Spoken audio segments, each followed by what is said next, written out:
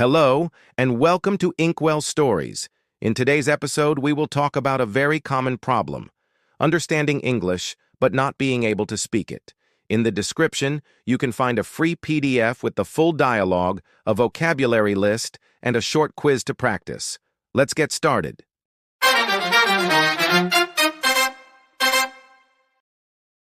Hello, everyone. Welcome back to Inkwell Stories. Today, I'm here with Emma, who is learning English just like many of you.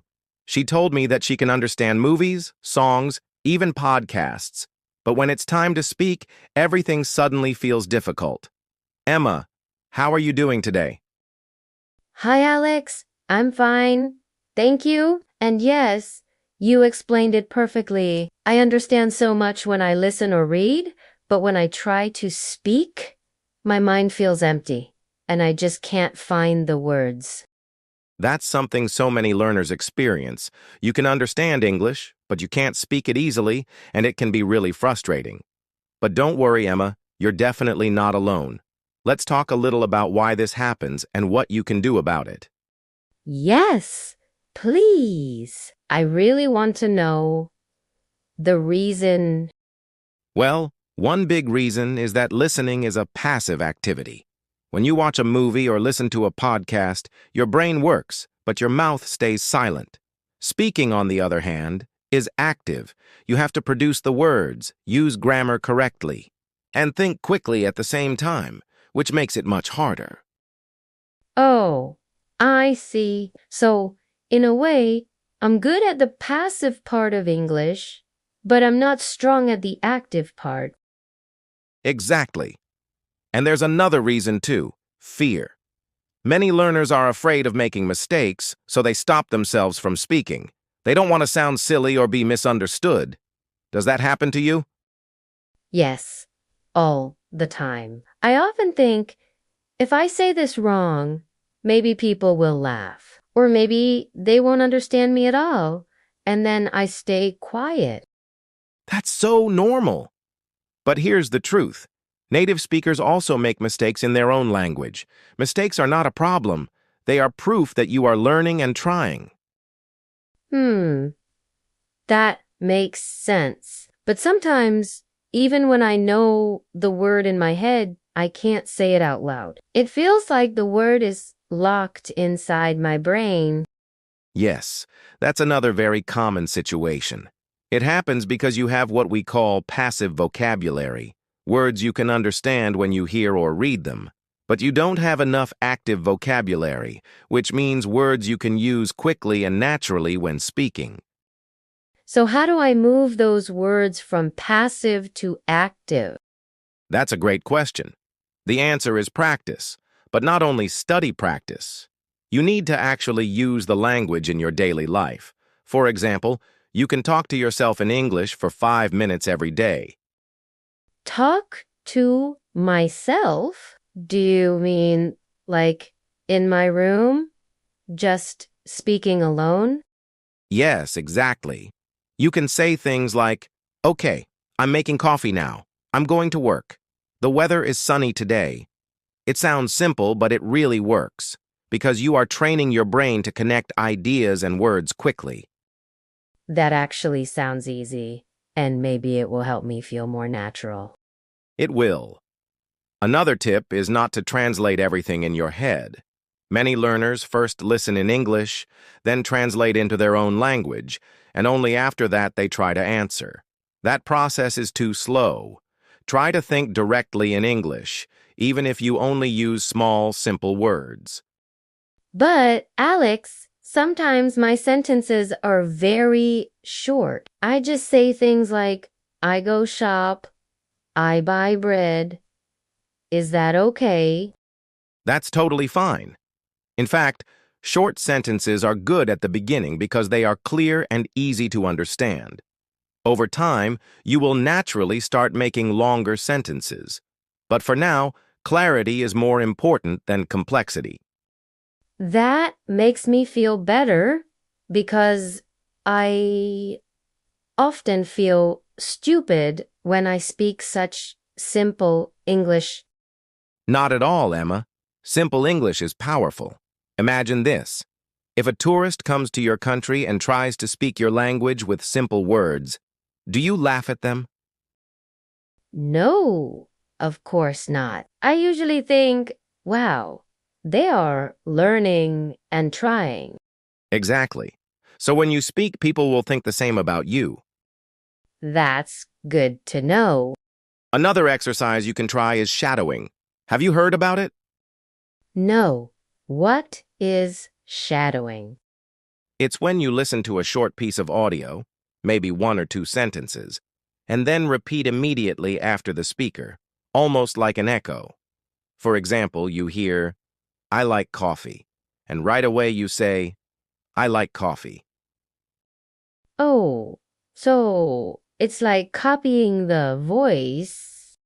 Yes, exactly.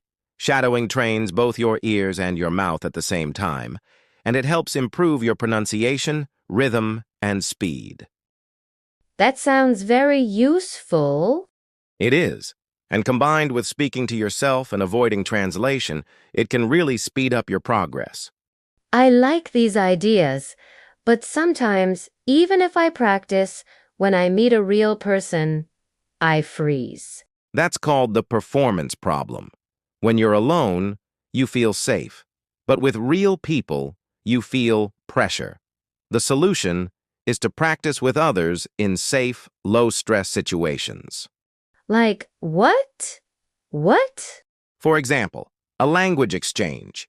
You find someone who wants to learn your language, and in return, they help you with English. Because both of you are learners, it feels safe and less stressful. I think I can try that. That's the spirit. Remember, Emma, this is a journey. You don't need to be perfect today. Step by step, your speaking will grow stronger. Thank you, Alex. I already feel more confident just talking about this. So, Emma, in the first part, we talked about why it feels easier to understand than to speak. And we shared some ideas like talking to yourself, avoiding translation, and shadowing. But I think our listeners will enjoy something more practical today, so let's actually try a little role play. Imagine we meet in a cafe. How would you start the conversation? That's always hard for me. Usually, I don't know what to say first, and then I just stay quiet. All right, let's make it easy. I'll say, "Hi, is this seat free?" And you can answer. Yes, you can sit here. Perfect. Now, if I continue with, "Thanks, by the way, what are you drinking?" You can just say, "I'm having coffee. How about you?" And suddenly the conversation keeps going instead of stopping. Oh, I see. So if I only answer, it ends quickly, but if I add a small question, it continues like real life. Exactly. That's what we call building a conversation. You don't need difficult grammar or new vocabulary. Sometimes just adding "and you" is enough to keep things alive. That feels less scary. Good. Let's try another one. Imagine you're in a shop and the assistant says, "Can I help you?" What comes to your mind? I usually say something like, I look for shoes. That's a good start. But you can make it smoother by saying, "Yes, I'm looking for shoes."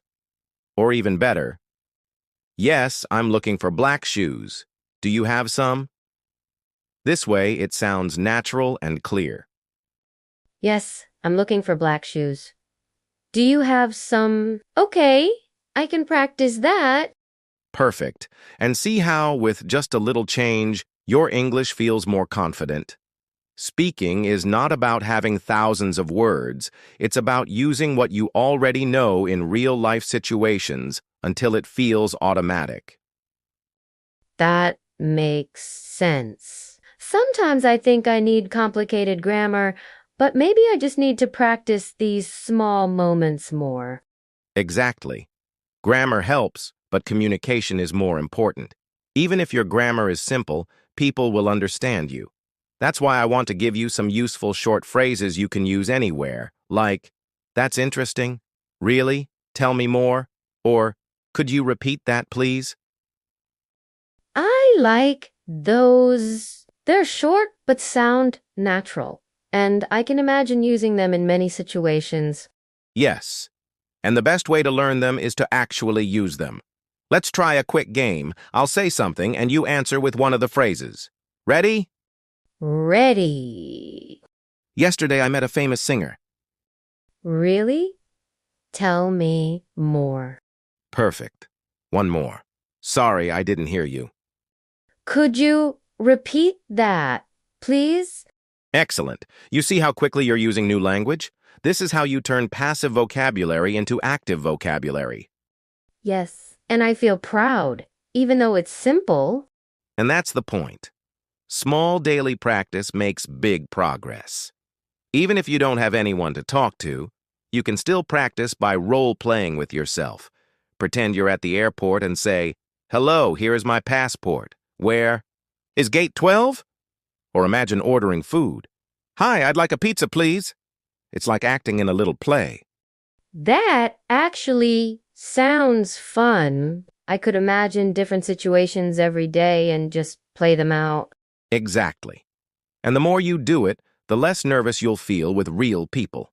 Remember, don't wait for perfect English. Start speaking now, even with mistakes, because that's how fluency is built. Thank you, Alex.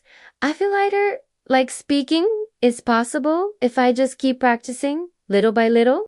That's wonderful to hear. And to all our listeners, if you understand English but struggle to speak, remember that the key is daily practice, simple conversations, and the courage to make mistakes. In the description, you'll find today's transcript, a vocabulary list, and a short quiz to help you practice more. Part 2. All right, let's wrap up here. Thank you, Emma, for joining me today. Thank you, Alex. It was really helpful.